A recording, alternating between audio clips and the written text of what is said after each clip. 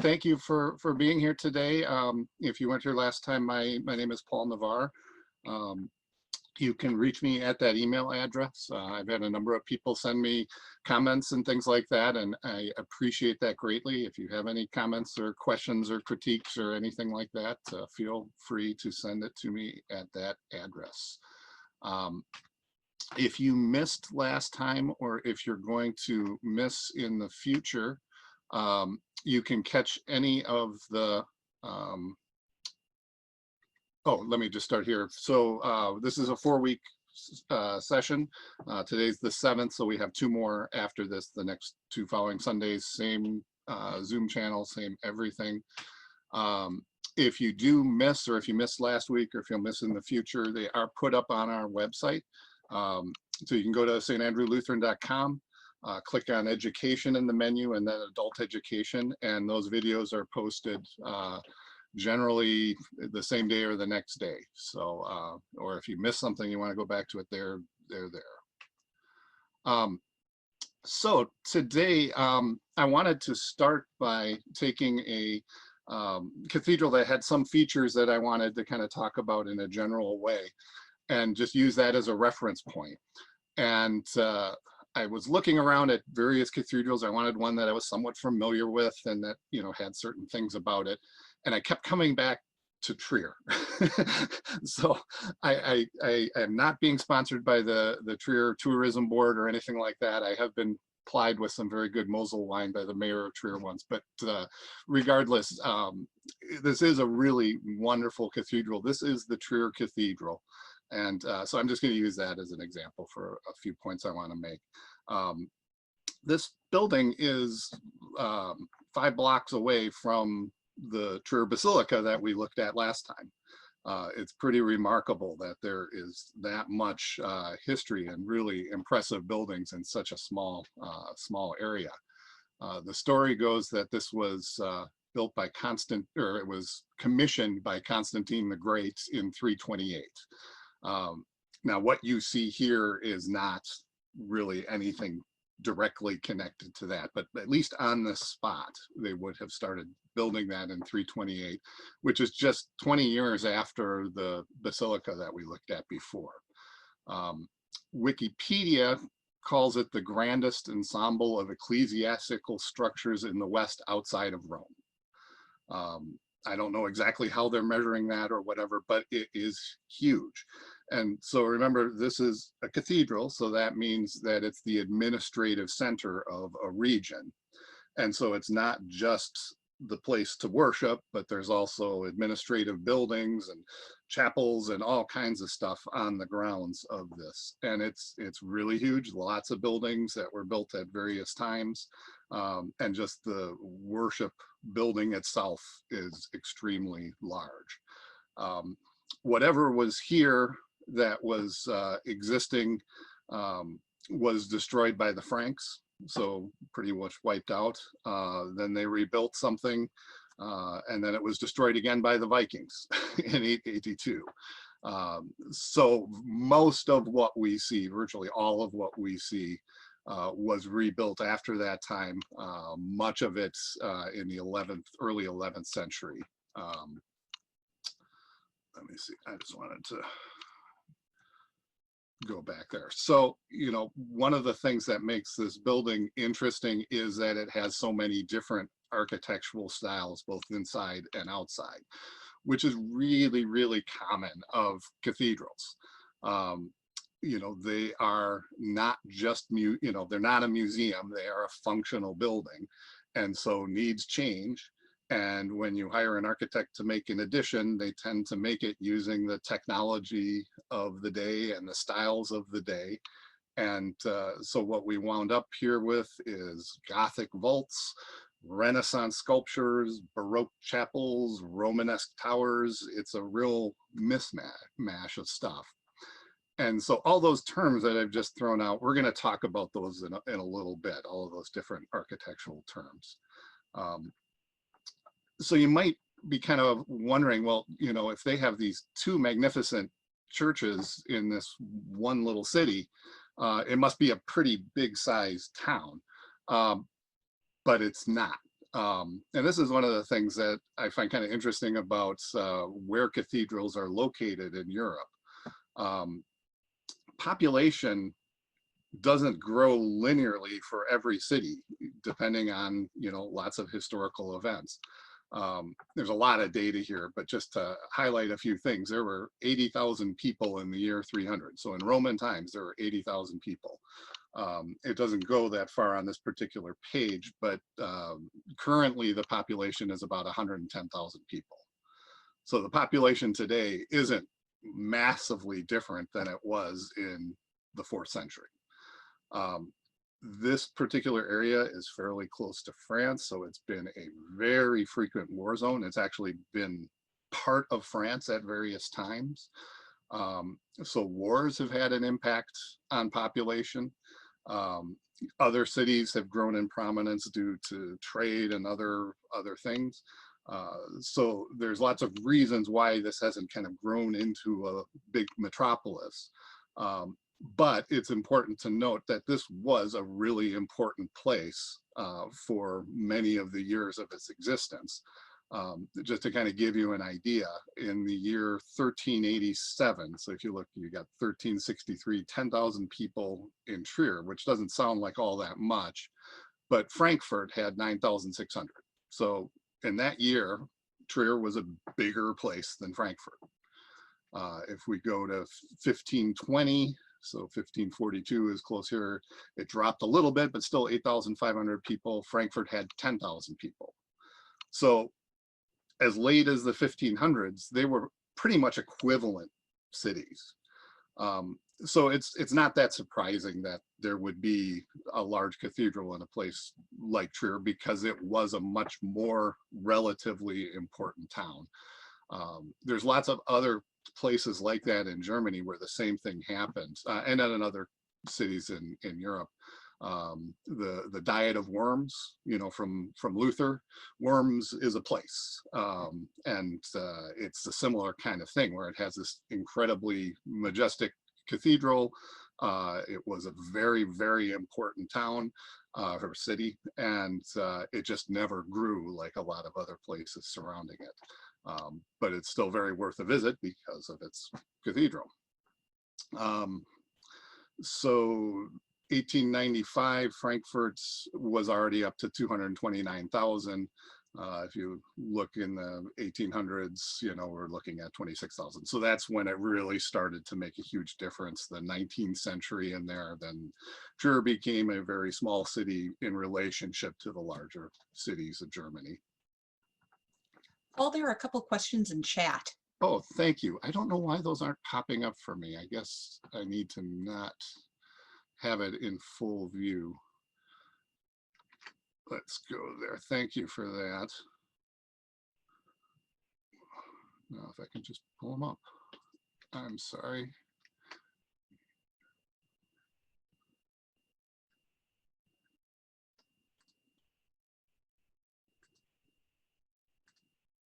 I am sorry. I'm just not able to pull them up right now. Can somebody read those questions to me, or? I can read them if you'd like. Oh, wait, no, I got it now. Oh, was this place hard hit by the plague? I would say every place in Europe was hard hit by the plague. I don't have specific information about whether Trier was particularly hard hit, but I think that some of those dips you see on that population was certainly because of disease and plague. Let's see what happened in the 1600s. The 1600s was largely war. There were a lot of massacres and various things. As I was saying before, it was really a crossroads between what we today call the French and the Germans. Back then it was a little more complicated, but so that was a big part of it. Nearest flight connection to Trier, it's not incredibly far from Frankfurt and Luxembourg. Luxembourg is actually probably the closest way to fly in. And it's a rather nice drive too from Luxembourg to Trier. We did that not that long ago. So Can Any I say other? something? Yeah, by all means. We went there about 10 years ago and we flew into Frankfurt, but we had Yeah. a wonderful train ride all along the Rhine up to Koblenz. And then we took a different train down the Mosel. It was Excellent. so nice to enter into, after being jet lagged, to get off the plane, get on a train and just watch people come on and off the train. It took us right to Trier, That's great. by way of two beautiful rivers. So, and then you get there and you don't want to leave. It's just the kind of city that you can just hang out in for a while. I agree. You can tell that I'm a big fan. Trier is on the Mosel River, which is one of the reasons it was important early on. The Mosel is well known for its wine, and it does flow into the Rhine, which means that it's connected by water to many other parts of Germany and Europe. Any other questions? I will keep on moving on. So I just wanted to show you some pictures. And again, a lot of these are just taken from Wikipedia, but just to give you an idea of what this building is like. So these are actually Roman bricks. So this is the connection to the 4th century that is still existent. Really, there's nothing else other than this wall that's from that time. But it is actually Roman. These are some kind of high Middle Ages arches. So from about the 11th to the 12th century, just gorgeous. Nice view of the outside. And now I go inside and, you know, contrast this now with what we were looking at the Protestant church, the Basilica, and the incredible detail in the ceiling there. So just kind of a note about Protestant Catholic. So this is a map that kind of gives you an idea of how things divided out after the Reformation. So generally speaking, the more north you go, the more it tends to be Protestant. The further south you go, the more it tends to be Roman Catholic. One of the things that makes Germany interesting to me is that it's a real mixture. It depends on where you are within the country. So what this map is showing is the greens are Catholic, the blues are Protestants, and the red is unaffiliated. And what it's showing is the dominant religion or lack of religion in each section. The darker it is, the more dominant it is. And the red, of course, is a reflection of the effects of the communist period, where it was, you know, not really possible or advisable to be closely connected to a church. And so in modern times, most people have not formally connected themselves to a church. I think that's maybe changing slowly, but very, very slowly. One of the things that is real different about just kind of our mentality compared to European mentality is the Europeans are very binary.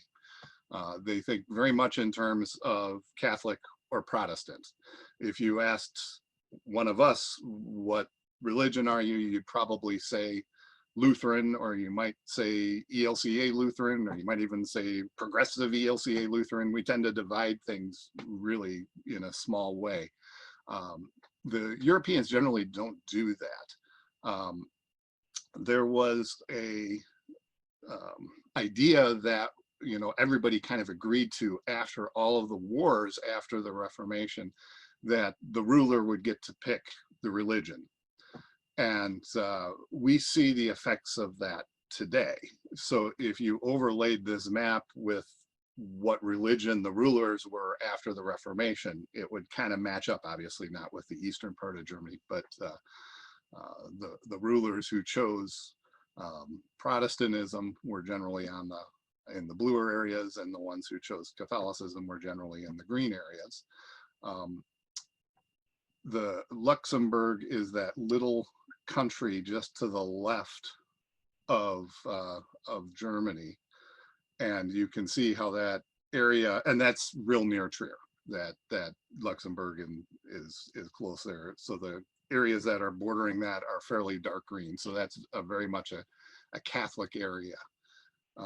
What's the red area, light red area just east of Luxembourg? So Is that Heidelberg? Oh, I don't know. I mean, I think the bigger one is Frankfurt. So my guess is that that's just, you know, the godless city. But I never really noticed or thought about that. But I think that's what that's indicating there.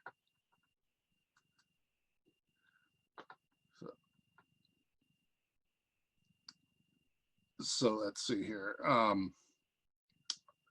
So one of the other effects that's kind of had, the fact that they literally fought a war, or many wars, over Catholicism and Protestantism and all that kind of thing, is that when the churches became Protestant, they tended to be very serious about it, in the sense that, well, like, if you took a Catholic church in the United States, took a picture of it, and a Protestant church in the United States and took a picture of it and compared it, if there wasn't anything that was overtly Catholic, like, you know, a picture of a saint or something like that, you might have a really hard time telling the difference. You know, Protestant churches in the US tend to be, you know, tend to have artwork, tend to be, you know, decorated, you know, can be fairly fancy, and so do Catholic churches in the United States.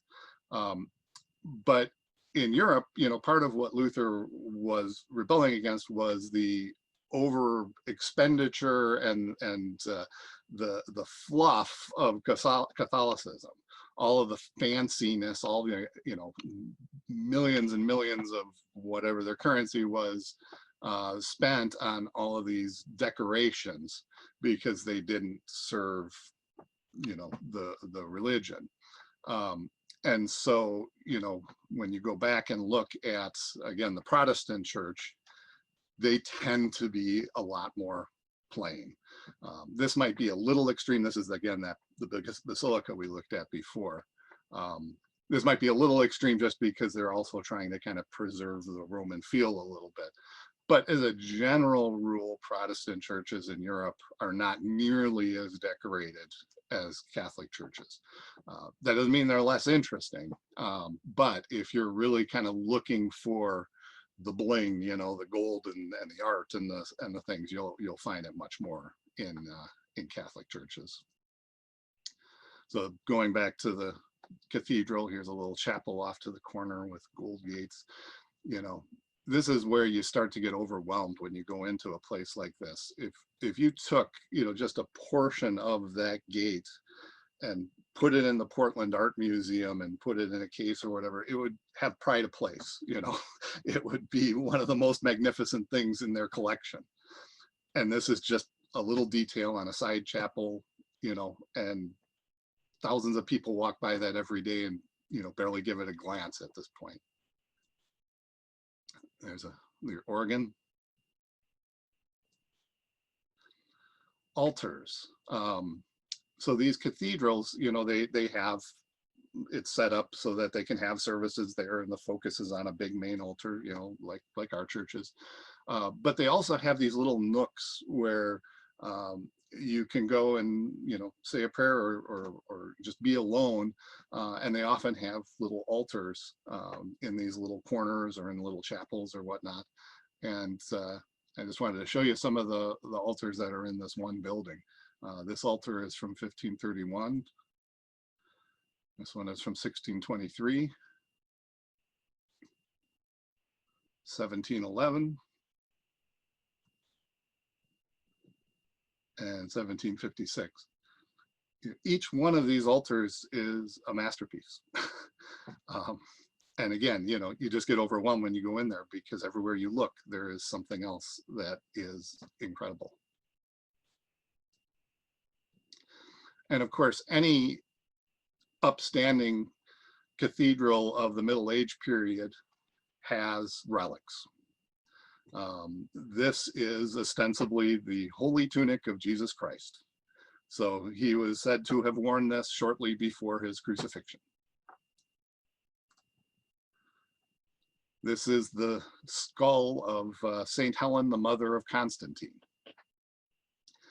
Now, there's at least one other cathedral that claims to have the entire intact body of St. Helen. So somebody's not telling the truth. This is the portable altar of St. Andrew.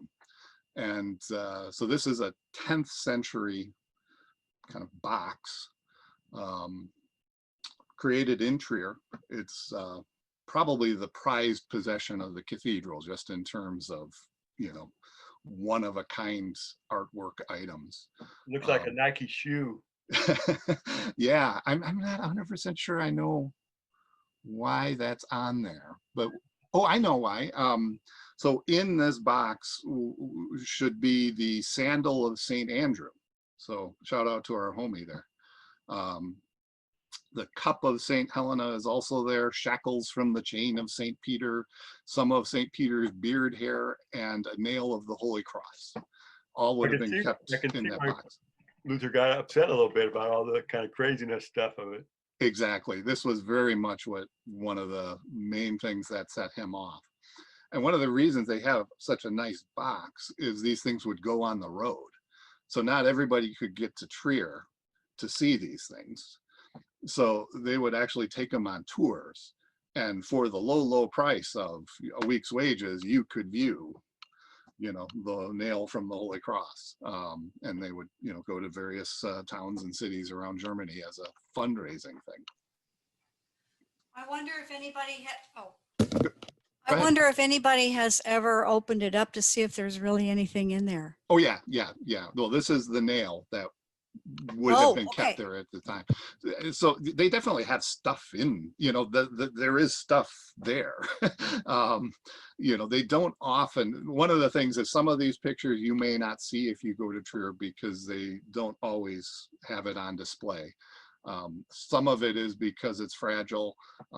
Some of it is because they still like to hold up a little bit of a pretense of this is extremely special and you can only see it on this special day and those types of things.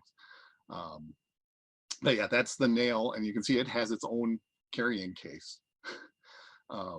And I read, you know, somebody saying if you took all of the, you know, slivers from the cross, you could, you know, build an armada of ships. If you took all of the nails from, you know, various cathedrals that are supposedly from the crucifixion, you know, you could crucify the entire cast of Spartacus, you know.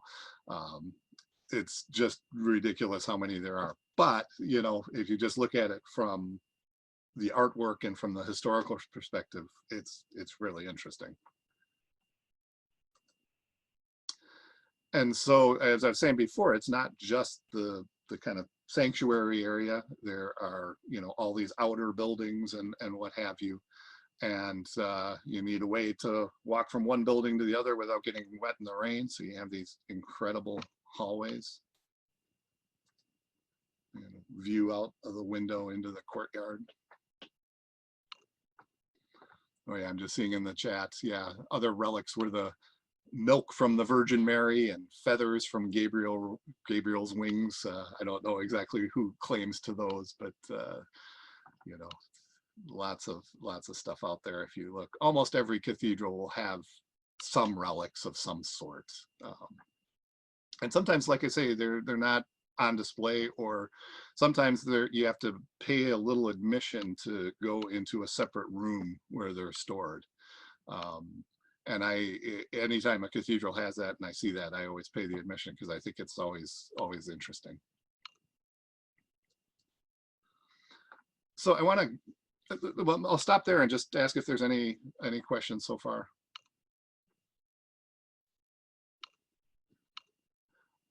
So I'm going to talk a little bit about architectural styles. If you go on a tour of one of these cathedrals, or if you watch a TV program or something like that, they tend to kind of spit out these terms, you know, rapid fire. And so I wanted to just kind of give you some examples of what some of these terms are. I wouldn't trust, you know, anything we're doing here to be able to then look at a church and say what style it is, because it's really difficult. There's a lot that goes into it, but at least you get a little bit familiar. And there's more styles than this, and there's sub styles, and it can get really complicated. But I just kind of took, again, I just went from Wikipedia and grabbed the styles that they've outlined. These all make sense to me, and thought, let's just take a look at those. So this is the ancient Basilica of Santa Sabina in Rome. It might look a little familiar. So if you compare that to the Basilica in Trier, you can see a lot of similarities, that kind of rounded end to it, the 2 stories, the arched windows, all kind of similar there. This one has that little side building. So, you know, this is what they call ancient Christian architecture.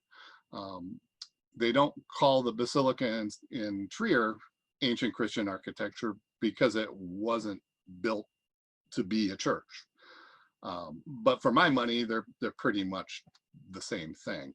But that just kind of brings up the point when you talk about architectural styles, it's not just how it looks, but it's also who built it and when they built it, what the purpose was that they built it for. All those things kind of go into it.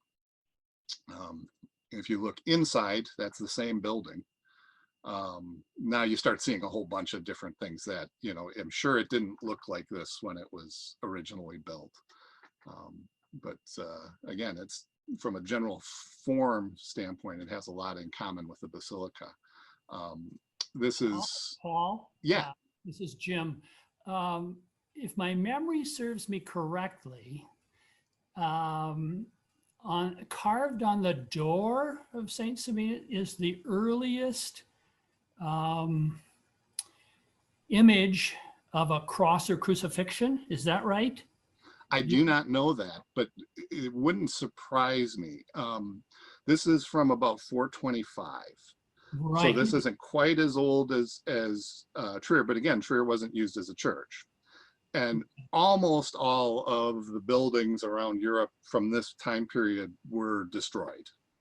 So there aren't too many in Europe of this age. So It may not have been the first, but it's the first that survived. exactly. In that sense. Yeah, no, I think that's probably likely to be true, because again, these are pretty rare to have something that didn't get completely remodified or rebuilt.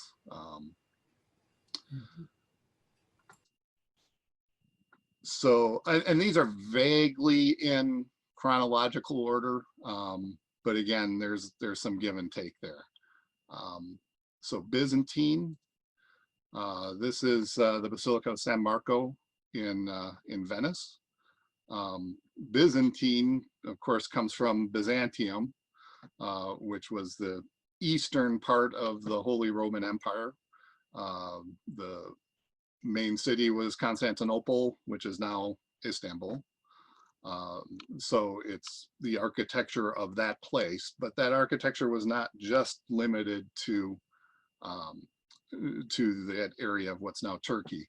But that is where you'll often find a lot of the best examples. But this is in Venice, and it's in that style. That tends to have a lot of domes, round arches, and a lot of mosaics.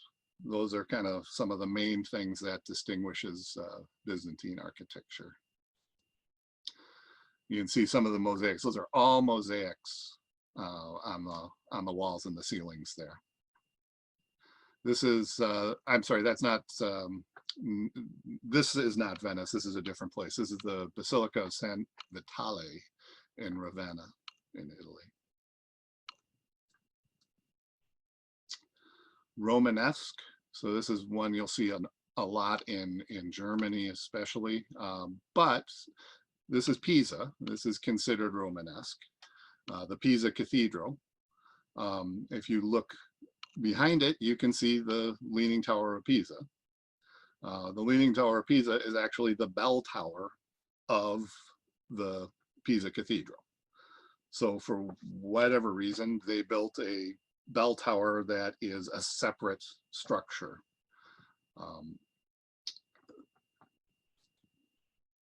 And now this is a little bit more of the Germanic style of Romanesque. This is the Worms Cathedral. So this would have been something Luther would have known in his lifetime. And again, Worms is a pretty small place, but it has this magnificent building. So talk a little, well, one of the things I should say about Romanesque architecture is it tends to be very thick walled, tends to have small windows. It has round arches, and we'll talk about the arches a little bit more, and towers. The towers can be round or they can be square, but it tends to be really substantial and blocky. So look here, you can use arches in a couple different ways. Now arches go back to, you know, very ancient times. We saw arches on the Basilica and they're much older than that. You can use arches to kind of create an open space for a window, or you can kind of turn them on the side and use them as a support for the roof, which is what you see here. So arches kind of solve a problem, but create a bunch more. Arches will support a lot of weight, but it does it by redistributing the weight kind of downward and outward. And so when you use an arch to like make a window, you're putting the force into the wall next to it and below it. And the bigger you make the arch, the more the force, so the bigger the wall needs to be.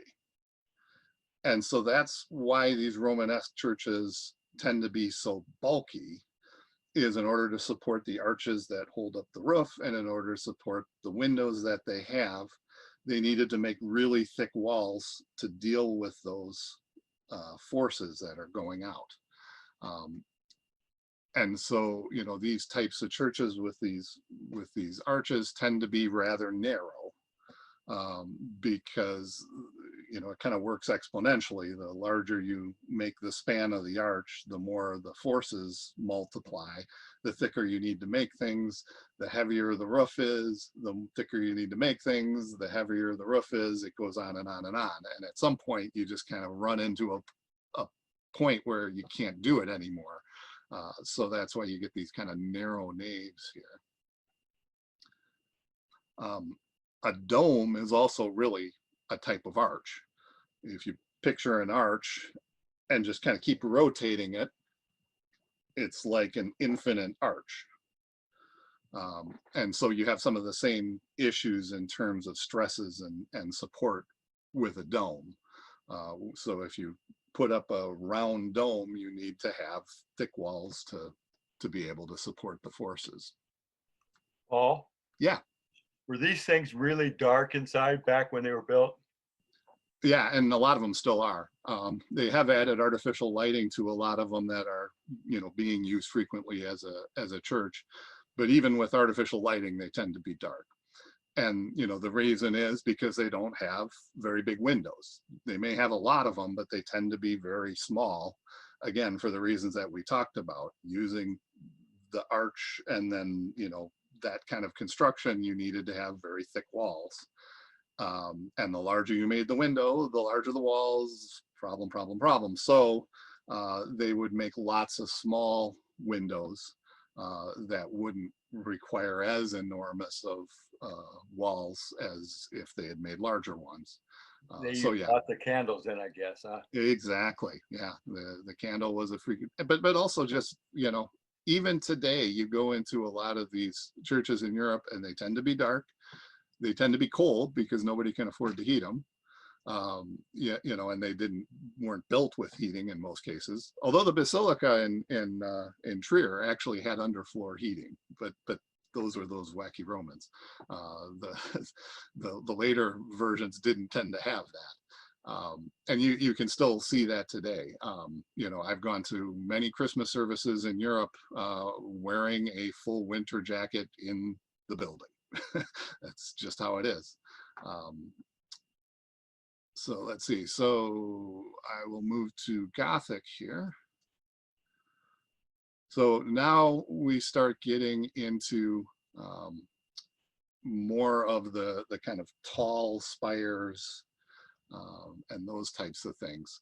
A lot of this is the cathedral in Chartres in France. You start getting some architecture that allows bigger windows. That's the inside of that. So for a lot of people, the defining feature of Gothic architecture is the pointed arch. So the pointed arch kind of solves a couple problems. It allows the forces to kind of go down a little bit more rather than out. So that helps you with thinner walls. There's still some issues there that we'll get into when we look at Notre Dame a little bit more in terms of how you can make it all work. But the pointed arch also allowed you to create much taller spaces. If you kind of think about a round arch, a round arch is basically a circle cut in half. And if you want to make it taller, then for every foot you go up, you're going 2 feet out. And so it's very difficult to make it really tall without it being incredibly wide. And the wider you get, the more outward forces you're going to have again, so the more problems you have. So the Gothic arch allows you to go up. And that is what creates a lot of the incredibly dramatic ceilings you get in Gothic churches. Because again, you can use an arch to make a window, but you can also use a Gothic arch to support the roof.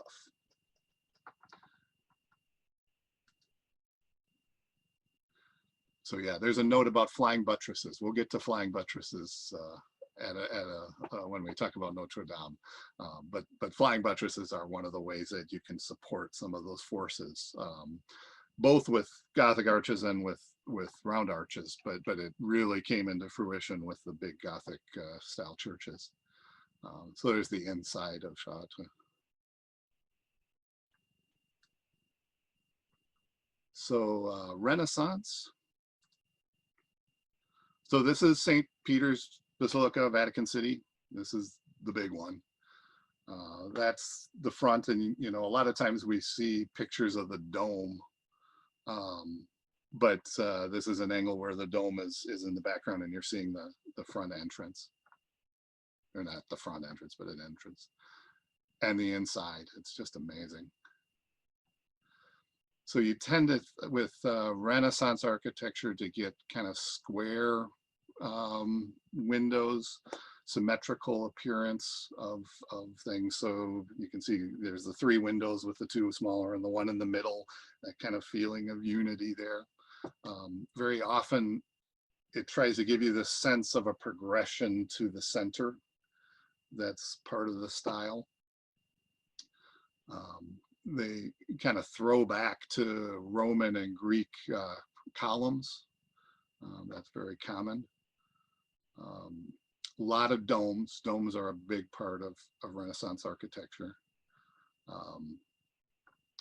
Let's see, a lot of moldings, like details on the walls and on the ceilings that are not structural, but are more design. And, this is where things get a little bit murky as to what's Renaissance, what's this, what's that. But as a general rule, like Romanesque and Gothic tended to be more Germany, France, and Renaissance tended to be more Italian. You know, and again, it had a lot to do with who the architects were. In many of the things that are kind of classified as Gothic or Romanesque that are in Italy, they were done by architects who were from north. So it all kind of comes out that way. So boy, time goes so fast. We got about 3 minutes left. So I'm going to go through the rest of these fairly quickly here. Baroque, Karlskirche in Vienna. So now we start getting even fancier in terms of design. A lot of times with Baroque, the outside was kind of fancy and then the inside was very fancy, and we'll look at inside in a minute. Baroque architecture is also used a lot in Central and South America and Mexico. So this is actually in Peru, in Cusco, Peru. And you know, when you look at it without any context, it just kind of feels like, yeah, this is kind of a typical South American type of church. But it really is Baroque. So this is in Barcelona, the inside, and now we're getting a lot of gold, a lot of decoration, candles everywhere, lots of just little details. This is St. Paul's Cathedral in London. A lot of people call this Baroque theatrical. It kind of feels like you're on the set of a movie or a play or something like that. A lot of domes. A lot of paintings of the ceilings. Whoops, sorry about that. I'm scrolling through my notes tends to change the thing. Okay, so here we have like a ceiling painting of heaven. I went to a lecture about virtual reality way back in the day when virtual reality was, you know, computers were just getting powerful enough to show video and you know, high resolution pictures and sound. And he talked about how cathedrals were the first form of virtual reality. How, you know, you'd walk in and you'd hear this music playing and there would be these sweet smells from the what do you call it, the perfumes that they would burn and all of that, and you'd look up and it would be heaven. And for somebody from, you know, this time period, it probably was very transportive, and even today it can be. Rococo, for whatever reason, Rococo seems to have a even more plain outside, but then they go kind of nuts on the inside there. This is in Bamberg in Germany. And again, that ceiling with the heavens. Let's see here. And then, you know, a lot of times you have revivals of styles. So this looks like it could be a church in, you know, somewhere in Germany. This is St. Michael's Cathedral in Qingdao, China, built in 1931. So, you know, a lot of times when you have a church that, you know, is a particular style, but it doesn't really fit time-wise, they'll call it a revival or a neo-Gothic or whatever, neo-Romanesque, you know, modern. This is the Liverpool Metropolitan Cathedral. And then postmodern, where they're kind of over the modern style and they're kind of taking elements from the past again, but often using modern architectural techniques. This is the Cathedral of St. Sava in Belgrade. It was started in 1935, but then the war happened, and then they weren't really allowed to rebuild it, so it kind of sat very unfinished. And then they restarted it in 1984 using modern architectural techniques. So this is very modern, but also very old at the same time in terms of style. And I think I'm going to stop there. If there are any questions, I am happy to entertain them now.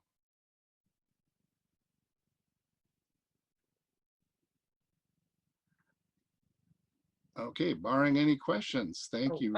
Paul, Yeah, just go ahead. this is a wild one. The Sagrada Familia in Barcelona, does that have a style, or would you pin one? Would that be a revival? Well, I definitely have the caveat of I don't consider myself an architectural, like I say, I tend to react more to what they say and go, yeah, I can kind of see it, rather than come up with myself. I'm just going to look up what they say.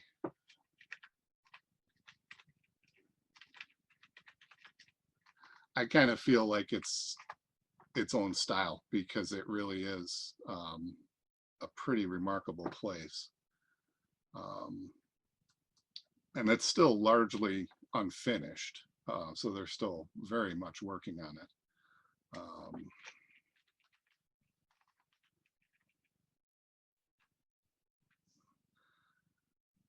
So I'm reading that they're calling it an interpretation of Gothic architecture. And that kind of adds up to me. I'll try to put some pictures in next time of that, because it is really, really interesting. So maybe modern Gothic, neo-Gothic, something along those lines. Other thoughts or questions? If not, thank you very much. We will hopefully see you next week.